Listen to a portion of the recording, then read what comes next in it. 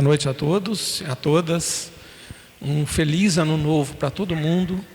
Que nós tenhamos um ano de muita luz, de muito conhecimento, de muita evolução. Que o ano que passou tenha sido de muitas experiências e que nós tenhamos aprendido com essas experiências para o nosso futuro ser melhor. Até quando o sofrimento ainda será necessário na Terra? Eu troquei a palavra sofrimento por dor. Por que eu troquei? Porque o sofrimento ele é uma consequência da dor e o sofrimento ele pode ser evitado, dependendo da nossa condição. A pergunta 920 do Livro dos Espíritos fala o seguinte: o homem pode desfrutar na terra de uma felicidade completa? Não, uma vez que a vida lhe foi dada como prova e expiação, mas depende dele amenizar esses males e ser tão feliz quanto se pode ser na terra. Enquanto a gente tiver o que aprender, enquanto a dor for nossa mestra, enquanto a gente precisar de dor para evoluir, a dor vai continuar. A gente já falou de dor aqui muitas vezes. Estive com o Zé Amaral, dei uma aula de dor aqui outro dia, eu achei espetacular, inclusive copiei algumas coisas da fala dele, que eu achei muito interessantes. Então, qual que é o sentido da dor? Por que a gente ainda precisa da dor na Terra? Para evoluir. Se não houvesse dor, o planeta estaria nas cavernas ainda. Essa frase é dele, eu já repeti aqui algumas vezes e faço questão de falar de novo. Como é que a gente vai enfrentar a dor? Como é que a gente vai conseguir tirar da dor o que precisa ser tirado? Entendendo o sentido daquela dor. Entendendo por que a gente está sentindo aquela dor. Entendendo o que aquela dor quer nos dizer e o que ela quer que nós mudemos na nossa vida. Esse é o ponto principal. A Terra como um todo vive um processo de expiação e provas, porque é um planeta ainda em evolução. Os próximos passos podem não ter mais os planetas de regeneração, ditosos, felizes, mas provas nem expiações, pode não ter dor, mas agora tem dor. Então o que vale aqui para mim é individualizar esse conceito, e não da Terra, mas para cada um de nós. Que dor eu estou sentindo agora aí? Cada um faça uma reflexão. Por que meu coração está doendo? O que essa dor quer me dizer, gente? Da onde veio? Por que essa dor está... Gente, é uma bênção quando a gente entende o sentido da dor.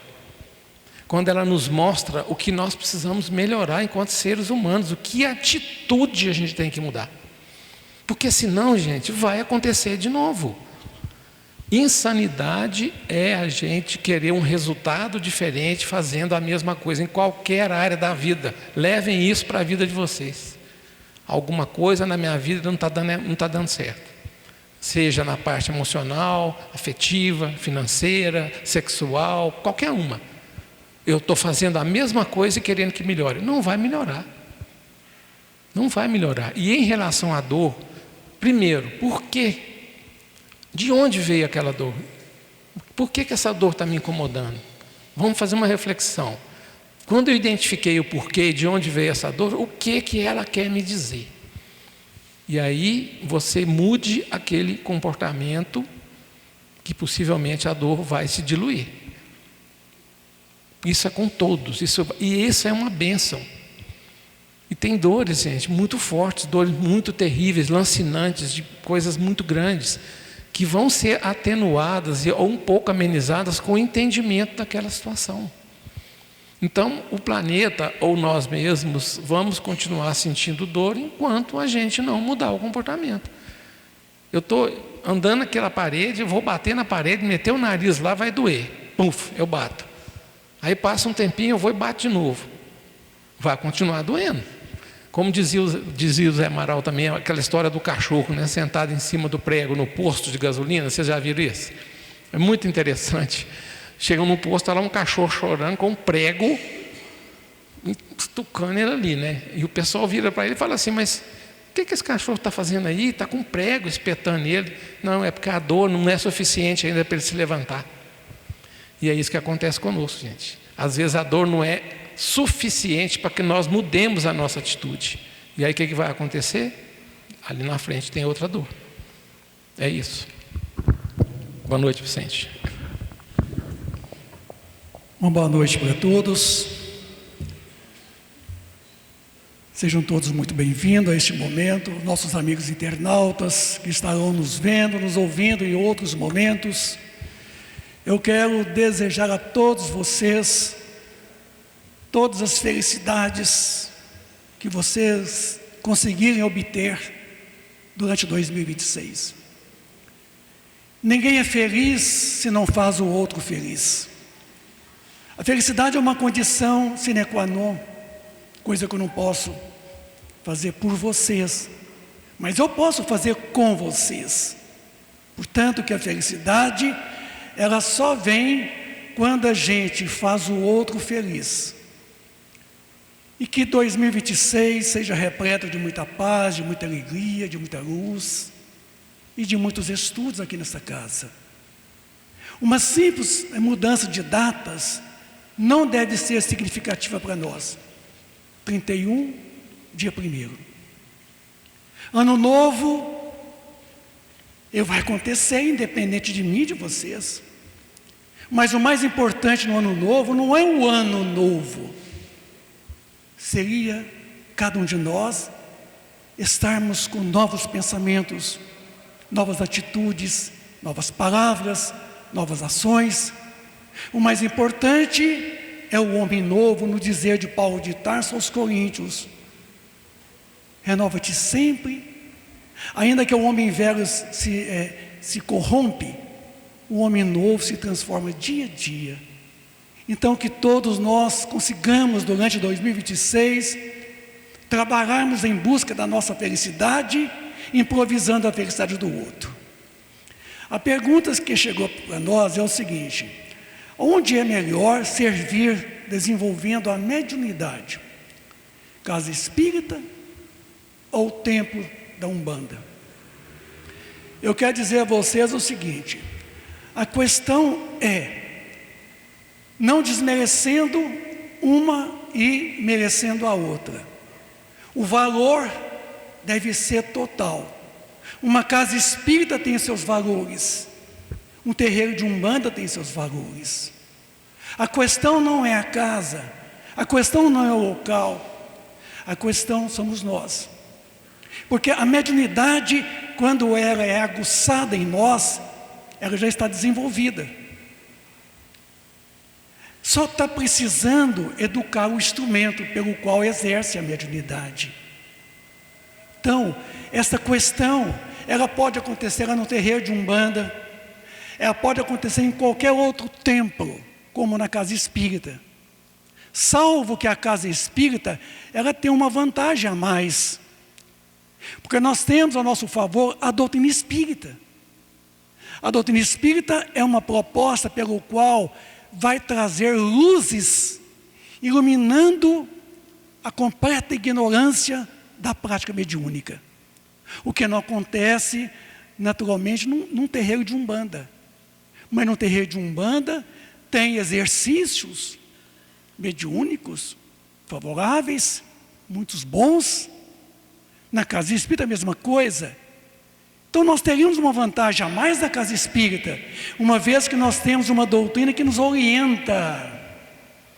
O Livro dos Médiuns, na folha de rosto dele, está escrito assim: o Livro dos Médiuns, Espiritismo Experimental, e mais ainda, guia aos médiuns e aos evocadores. Guia. A palavra guia pressupõe ser seguido. Então o Livro dos Médiuns é um guia para nós. Então nós devemos seguir o Livro dos Médiuns, porque o Livro dos Médiuns é um tratado voltado para as questões do fenômeno medianímico e mediúnico. As questões do médium, as questões das comunicações. Portanto, que nós deveríamos seguir o Livro dos Médiuns, que é um tratado seguro, é um guia seguro aos médiuns e aos evocadores. Portanto, que essa vantagem, ela seria maior numa casa espírita, embora lá no terreiro de Umbanda ou do Candomblé, não importa, o movimento espiritualista afro-brasileiro, o que é importante é justamente a educação do médium. E conforme está na pergunta 387 do livro O Consolador de Emmanuel, quando coloca, a pergunta é o seguinte: qual a maior necessidade do médium? A resposta foi: a primeira necessidade do médium é evangelizar-se a si mesmo, antes de poder se entregar a qualquer tarefa doutrinária, para não se esbarrar no velho personalismo, em detrimento da própria missão. Então a pergunta foi de ordem de grandeza: qual a maior necessidade do médium? E a resposta não foi ordem de grandeza. A resposta foi: a primeira necessidade do médium é evangelizar-se. Então, não é ordem de grandeza, é ordem de prioridade. Se lá no terreiro de Umbanda, o médium consegue se evangelizar, independente dos livros, independente do que eu falei, independente do que os apóstolos todos falaram, é o que é mais importante. A questão não é você pegar a Bíblia, abrir uma Bíblia, não é pegar o Evangelho e ficar só lendo. A questão é viver. Por isso que Emmanuel respondeu com muita propriedade: evangelizar-se, vírgula, a si mesmo. Quer dizer, isso independe de um livro, independe de qualquer sugestão externa. O importante é a atitude de quem se evangeliza, transformando a prática mediúnica na mediunidade. Obrigado. Eu vou tentar responder duas que são correlatas aqui. Como agir quando temos uma pessoa cabeça dura que não aceita conselhos do nosso lado? Por que tem tantas pessoas que resistem a aceitar mudanças na vida e assim evoluir? Nós estamos vivendo um período muito difícil nesse sentido. Essa semana eu ouvi uma frase que eu achei muito interessante: a inteligência conhece a estupidez, mas a estupidez não conhece a inteligência. Tem outra frase que eu gosto muito: a ignorância entra pela porta, a inteligência sai pela janela. Interessante, né? Nós estamos vivendo um período que, assim, se afronta a ciência, se afronta a verdade, se afronta a racionalidade, se afronta a verdade. A verdade está ali na frente e a pessoa não aceita a verdade. Eu pensei muito, porque eu vivo isso intensamente agora. E cada vez eu tenho me recolhido mais. Primeiro, porque eu não quero mudar ninguém, né? Porque a pessoa com isso aqui, não tem como você falar que vai mudar aquela pessoa. Se você levou a verdade, se você apresentou a verdade para ela e ela não quer ver a verdade, como é que a gente vai lidar? Uma das coisas que eu acho que mais funciona nesse caso é o exemplo. Que se eu quero que aquela pessoa evolua para certa condição, eu tenho que ser um exemplo para ela. Eu não posso ser exemplo de estupidez, não posso ser exemplo de ignorância. Porque aqui, se vocês estão aqui, vocês estão querendo ou são espíritas.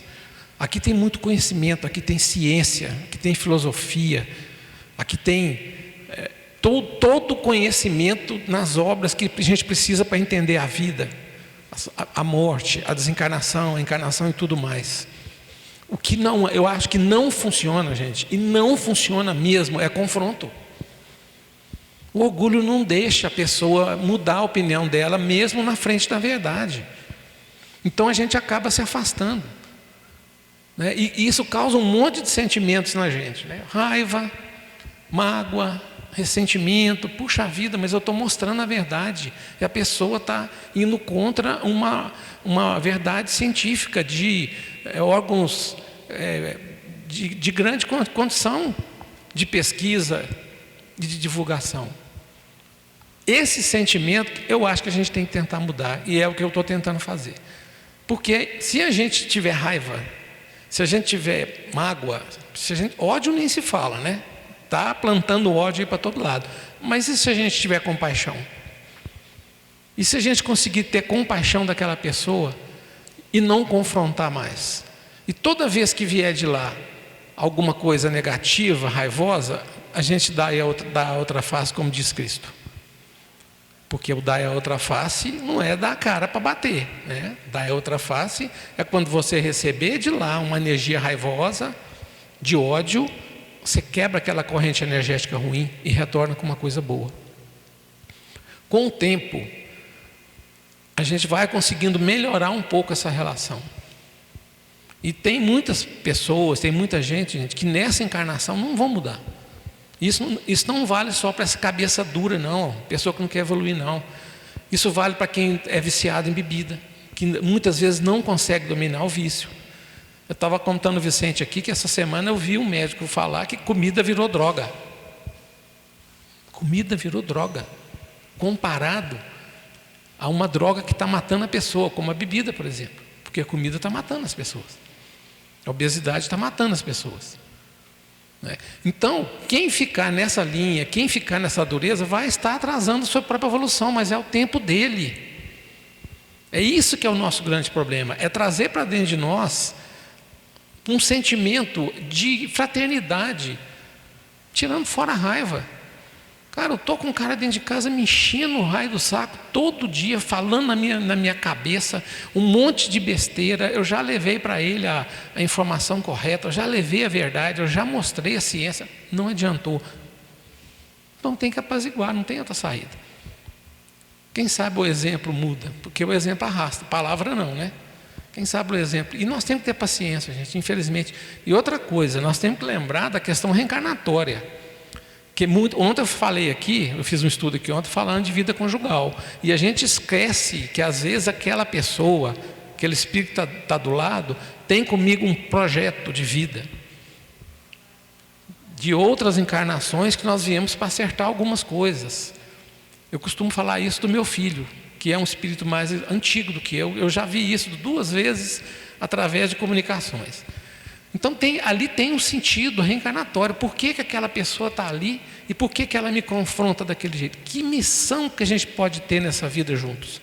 Por que ele veio na minha vida como meu filho, como meu irmão, como meu primo, como minha mãe, como minha mulher e tal? Tudo isso tem que ser pensado, porque quando a gente consegue evoluir um pouquinho nisso, gente, a gente dilui essa raiva e pelo menos não tem confronto. Então a sugestão que eu dou, eu uso muito essa palavra, que a gente tenha misericórdia. Mas toda vez que eu tenho um sentimento de dó das pessoas, de pena, que é um sentimento que eu não gosto, eu tento converter esse sentimento para misericórdia. Que a misericórdia é fraternidade, é caridade para com o outro. E aí esperar que ele evolua no tempo dele. Nós não temos muito mais a fazer do que isso, né? Inclusive, o orgulho cega. O orgulho nos impeça de perceber. Porque o orgulho é justamente a exaltação de nossa personalidade. O orgulho não nos deixa aceitar o outro, a ideia do outro. O orgulho nos leva ao egocentrismo, onde a gente se coloca no centro do universo e tudo em nosso derredor. Portanto, se nós temos um grande inimigo, chama-se orgulho. Quando Jesus fez uma referência, ele disse o seguinte: reconciliai com teu semelhante enquanto estás a caminho com ele. Quando ele disse isso, ele não falou, propriamente falando, o nosso algozes, nossos inimigos. Reconciliai com teu semelhante. Quer dizer, semelhante quer dizer aquilo que assemelha. O que parece comigo? O que guarda comigo um semblante?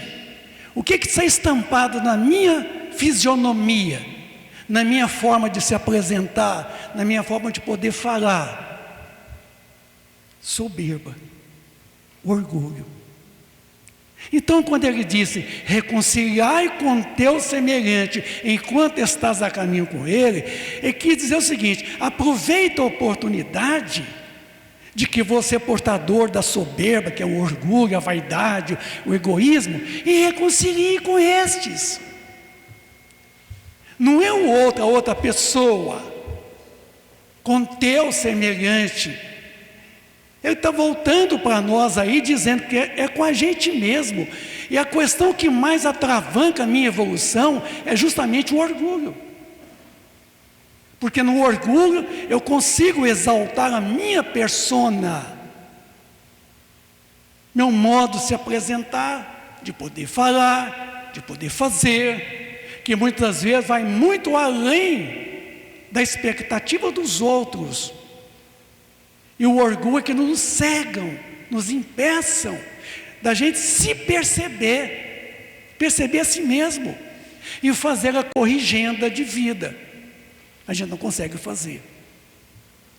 A outra pergunta é: o que acontece com o espírito de algum em estado vegetativo? Bom, depende de quando. O estado vegetativo pode acontecer num período gestatório, quando a gestante está com a criança no ventre materno. O espírito que está ali naquele corpo, aguardando o fenômeno da reencarnação, que vai consolidar naturalmente, com os 9 meses, ele permanece em estado vegetativo. O que é o estado vegetativo?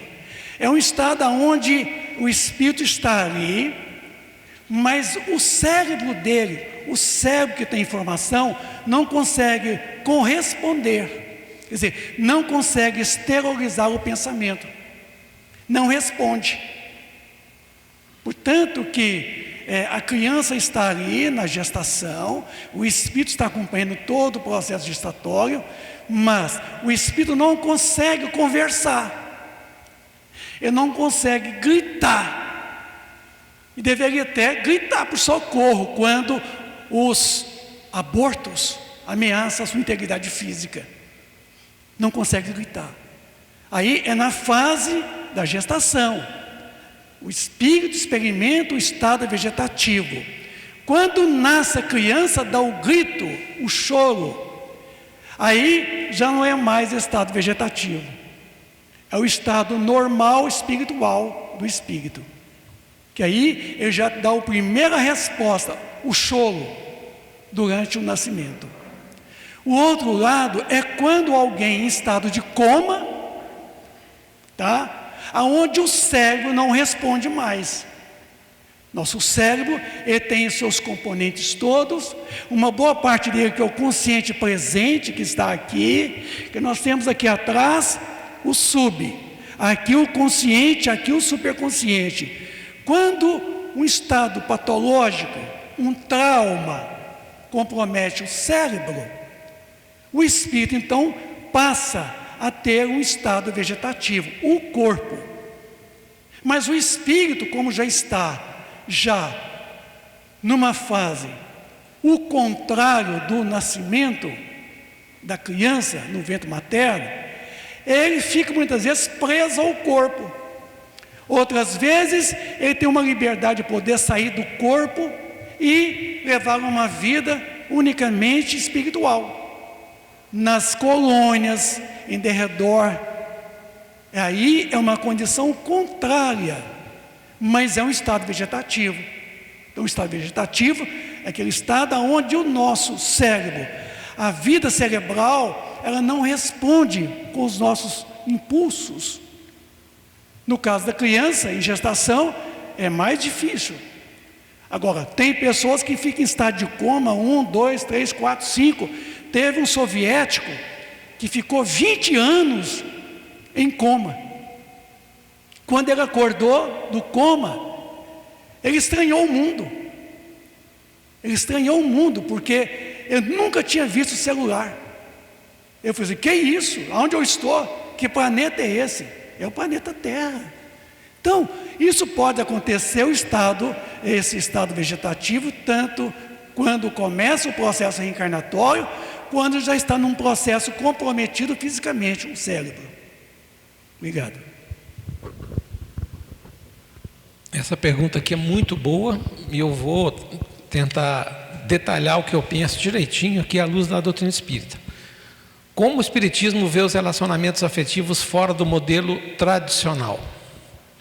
Eu fui buscar na literatura, achei no livro Vida e Sexo, Psicografia de Chico Xavier, ditado por Emmanuel, no capítulo 21, que ele fala o seguinte: a existência de inclinações homossexuais deve ser examinada com respeito. A responsabilidade moral do ser continua acima de tudo. Gente, eu estou nessa casa, eu estou nessa doutrina por muitos motivos. Mas um dos mais fortes é que aqui eu não vi discriminação. Não vi discriminação. O Haroldo Dutra, numa palestra dele, falou o seguinte: Espiritismo é o único ou dos únicos que é totalmente inclusivo. Se você espírita vai em determinado local, você é discriminado. Eu fui. A única vez na vida que eu sofri discriminação foi religiosa, dentro da minha própria casa. Aqui não. Que direito que nós temos de julgar a orientação sexual do outro? Que direito? Se a gente tem dentro de nós resquícios de qualquer tipo de discriminação, seja com homossexual, com transexual, racismo, misoginia, aporofobia, qualquer coisa, nós temos que trabalhar a nossa vida, nossa mente. Isso aqui é para bater mesmo, não existe. Eu estou horrorizado de ver as coisas que eu tenho visto. Estão normalizando o absurdo de pessoas ditas cristãs que não seguem os conceitos básicos do Cristo, que propagam ódio e discriminação. Onde é que Cristo fez isso alguma vez na vida? Onde é que essas pessoas viram isso? Cristo é amor, respeito, justiça, compaixão, honestidade, dignidade, caráter. Que direito você tem de discriminar o outro pela cor da pele dele? Olha que coisa mais absurda. O Espiritismo valoriza os laços de amor e respeito, gente, independentemente de qual seja a formação daquela família. Não importa. O que importa é a afinidade espiritual. Então nós fomos criados num país machista e homofóbico, muito enraizado, muito pesado. Está dentro de cada um de nós. O que nós temos que fazer com isso, gente? Nos conhecer, começar a perceber as pequenas coisas que estão levando a um pensamento racista, um pensamento homofóbico. Nem precisa ter atitude, não. Se a gente tem pensamento, nós temos que trabalhar. Nós já discutimos pensamento aqui muitas vezes. Pensamento a gente muda, futuro a gente muda. Não existe destino, o destino está nas minhas mãos para construir o futuro. Então não cabe na nossa vida nenhuma brincadeirinha. É a brincadeirinha que você sabe, que a gente faz desde criança, que é aquela insinuação. Isso é preconceito, gente. Isso é homofobia, isso é transfobia. E o pior é quando isso vira violência.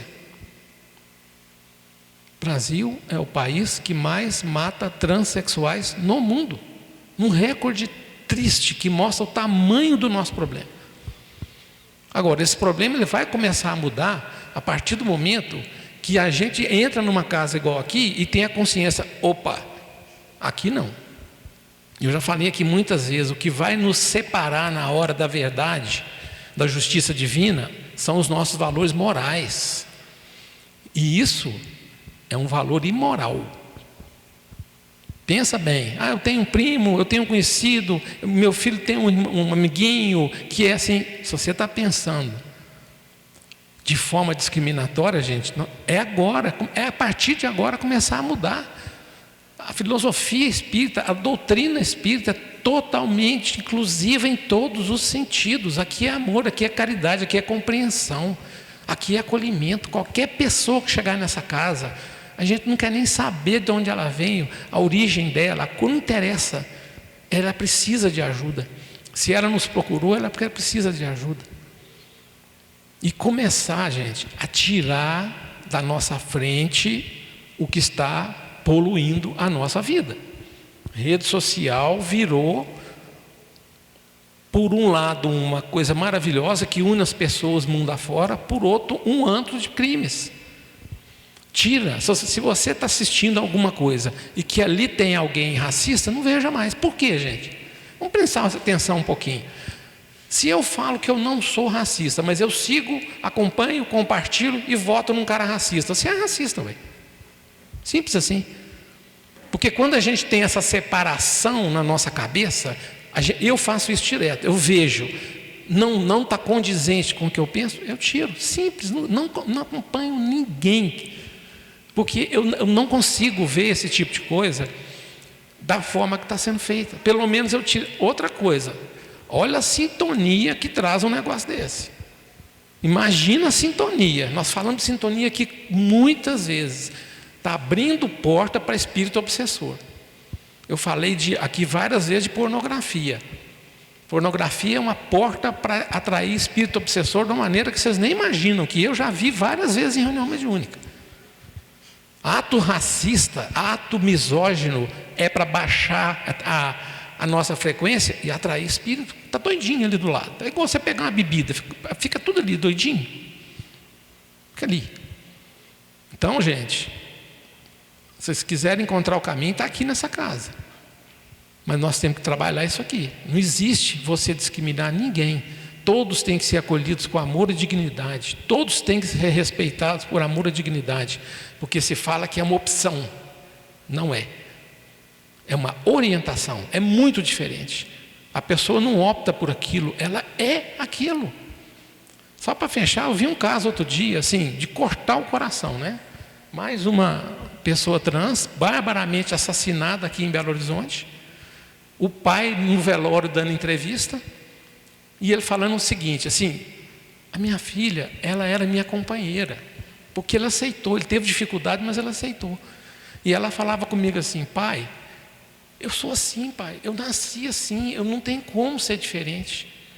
E ele, dentro da maior humildade dele, falava, minha filha, eu te aceito como você é. E é isso que a gente tem que fazer, aceitar o outro como ele é. Porque ele não é daquela forma porque ele quer. E mesmo se fosse, nós temos que respeitar do mesmo jeito. Não tem a menor diferença isso. Então vamos fazer uma reflexão profunda nesse tema, gente. Profunda. Levar para a nossa casa, para o nosso ambiente. Perceber se dentro de nós tem qualquer sentimento desse, nós vamos mudar nós mesmos, porque aí a gente muda o ambiente. É assim que as coisas funcionam. A outra pergunta, a mediunidade pode ser considerada uma prova ou missão? Os dois. Quando é missão? Raríssimo. Eu só conheço uma pessoa que teve a faculdade mediúnica chamada mandato mediúnico. Chamava-se Francisco Cândido Xavier. A questão é o seguinte, para muitos de nós, a faculdade mediúnica, que normalmente não é sempre considerada mediunidade, mas sim mediunismo, o que é mais comum, essa faculdade missionária, ela é mediunidade, na essência, ela não é mediunismo. Você está pensando, mas o que é isso? Mediunismo e mediunidade. Porque mediunismo é tudo que é oriundo do médium. Sem conhecimento de causa, sem determinação, sem a evangelização do próprio médium, fazendo para ver como é que fica. Laissez-faire. Isso é mediunismo. Agora, a mediunidade é quando a prática mediúnica está alicerçada na moral do médium, na sua evangelização. Então, a única pessoa que teve um mandato mediúnico, que é mediunidade e missão, chama-se Francisco Cândido Xavier, o nosso queridíssimo Chico Xavier. Agora, quando é que a mediunidade é prova? Por quê? A mediunidade tem como objetivo a comunicabilidade entre os dois planos, o espiritual e o corporal. Agora, a sua finalidade é diferente do objetivo, do objeto. A sua finalidade é justamente o progresso, a evolução do médium. Quando se fala educação da mediunidade, está errado. não se educa a mediunidade. A mediunidade é uma faculdade neutra, mas se educa o médium, porque a palavra educação vem do latim educare. Educar quer dizer ex duteri, tirar de dentro para fora. Então, educação se refere ao sujeito. E o sujeito aqui, no caso, é o médium. O médium é o próprio, é o espírito e não o corpo. E quando se fala que a mediunidade é uma prova, por quê? Nós só crescemos nas provas. Ninguém cresce no sofrimento. A nossa evolução se dá através do amor. Só o amor verticaliza a nossa condição espiritual. Portanto que a prova é justamente aquele momento que você dá conta de que você é capaz de poder superar as suas imperfeições e demonstrar a superação, fazendo, se evangelizando. E aí, todos nós que passamos pelo fenômeno, às vezes do fenômeno mediúnico, no livro Emmanuel, do próprio Emmanuel, tem um capítulo assim: quem são os médiuns na sua generalidade? Ele coloca o seguinte, que médiuns não são missionários na acepção da palavra. Médiuns são todos aqueles que fracassaram desastradamente no cume do poder social, econômico, político, religioso, e que agora volta à gleba terrena, numa outra condição, num outro corpo, para poder resgatar todas aquelas almas que ele desviou da senda da caridade, do bem e do amor, em outras existências. Então, quem são os médiuns na sua generalidade? Não são missionários na acepção da palavra. Por isso que há uma exceção aqui. Eu coloquei Chico Xavier, pode até ter outros. Chama-se Mandato Mediúnico, que estará no livro Nos Domínios da Mediunidade, de André Luiz. Quando ele explica o mandato mediúnico, é mediunidade e missão. Então, é raríssimo. O que normalmente encontra entre nós é a faculdade em de que o sujeito, o médium, está sob provas. Mas não é a faculdade que é de prova. A faculdade ela é neutra. É o médium, o instrumento, o sujeito que usa a faculdade é que está em provas. Viu? Então, a mediunidade, nesse caso aqui, ela pode nos promover a nossa condição evolutiva. Ela pode nos tirar da condição de inferioridade a herdeiros do Pai Eterno. Portanto, que tem que observar sempre essa grande diferença.